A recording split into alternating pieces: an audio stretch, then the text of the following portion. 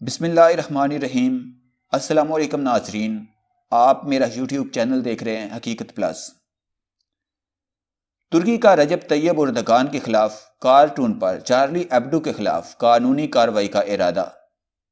اگر آپ Tayyip Erdogan کو پسند کرتے ہیں، اگر آپ ان کے فین ہیں، تو اس ویڈیو کو ایک لائک تو بنتا ہے۔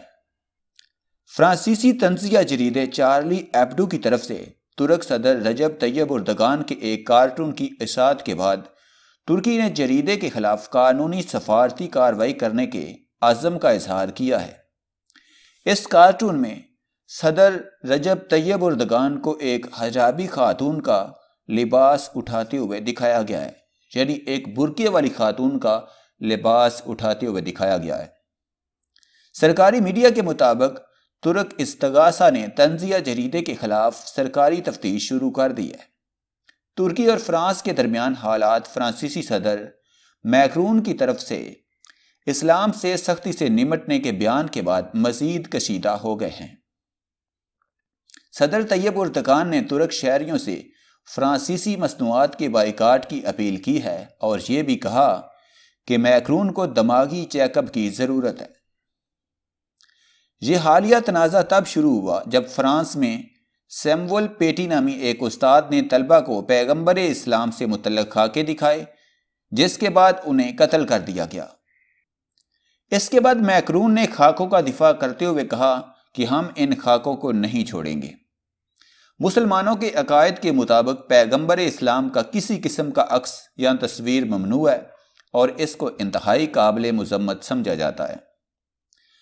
فرانسیسی صدر میکرون کی جانب سے حال ہی میں پیغمبر اسلام کے بارے میں خاکوں اور فرانسیسی سیکولرازم کے دفاع کے تناظر میں ترکی کے بعد پاکستان اور بنگلہ دیش سمیت کئی مسلمان ممالک میں شدید رد عمل سامنے آ رہا ہے۔ اس وقت بھی فرانسیسی صدر میکرون کے خلاف مظاہروں کا سلسلہ جاری ہے اور دنیا میں فرانسیسی اشیاء کا بائیکاٹ کرنے کے مطالبات زور پکڑ رہے ہیں۔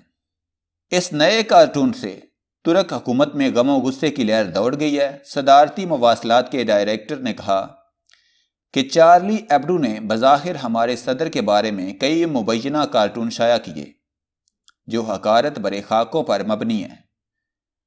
ہم اس جریدے کی طرف سے ثقافتی اور نسلی بنیادوں پر نفرت پھیلانے کے اس مکروہ کوشش کی مذمت کرتے ہیں۔ ترک نائب صدر فواد اوکتے نے بین الاقوامی برادری سے اپیل کی ہے کہ وہ اس ذلت کے خلاف آواز بلند کرے۔ انہوں نے ٹویٹر پر لکھا، آزادی خیال کے پیچھے چھپ کر آپ کسی کو بیوقوف نہیں بنا سکتے۔ اس کارٹون کے رد عمل میں حکومت کے حامی ترک طنزیہ جریدے مسواک نے اپنے ٹویٹر پیج پر صدر میکرون اور چارلی ایبڈو پر تنقید کرتے ہوئے کئی کارٹون شائع کیے۔ چارلی ایبڈو اور تنازع کا پرانا رشتہ ہے۔ سن 2015 میں پیرس میں جریدے کے دفاتر پر ہونے والے حملے میں 12 افراد مارے گئے تھے۔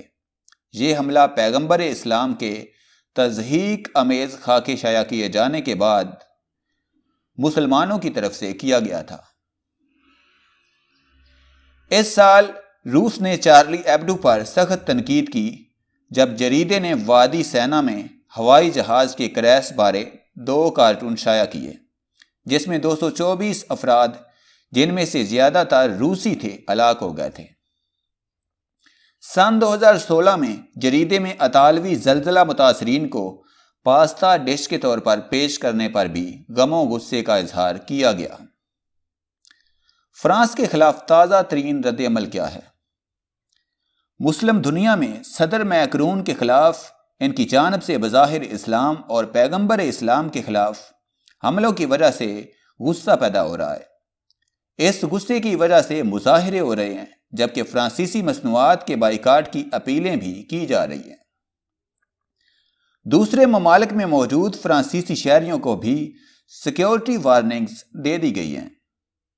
بنگلہ دیش میں بدھ کو سینکڑوں لوگوں نے بیت المقدس قومی مسجد کے باہر فرانس مخالف مظاہرے میں حصہ لیا۔ مظاہرین نے میکرون کے پتلے بھی جلائے۔ ملائیشیا میں ایک مذہبی گروہ نے بھی دکانوں سے فرانسیسی مصنوعات ہٹانے کا مطالبہ کیا۔ ملائیشیائی مشاورتی کونسل MCC نے کہا کہ بائیکاٹ سے فرانس کو مضبوط پیغام جائے گا۔ فرانسیسی مصنوعات پہلے ہی اردن، قطر، کویت اور دیگر مشرق وسطی کے ممالک کے سپر مارکیٹس سے ہٹا لی گئی ہیں۔ مصر کی جامعہ الزہرا کے امام اعظم نے مسلم مخالف اقدامات کو مجرمانہ قرار دینے کی اپیل کی ہے۔ ملک کے صدر عبد الفتاح السیسی نے بدھ کو کہا کہ اگر 1.5 ارب لوگوں کا دل دکھ رہا ہے تو آزادی اظہار کو روکنا چاہیے۔ تحفظ کے خدشات کے پیش نظر فرانسیسی وزارت خارجہ نے انڈونیشیا، عراق اور موریتانیہ میں اپنے شہریوں کو وارننگ جاری کرتے ہوئے انہیں محتاط رہنے کا مشورہ دیا ہے۔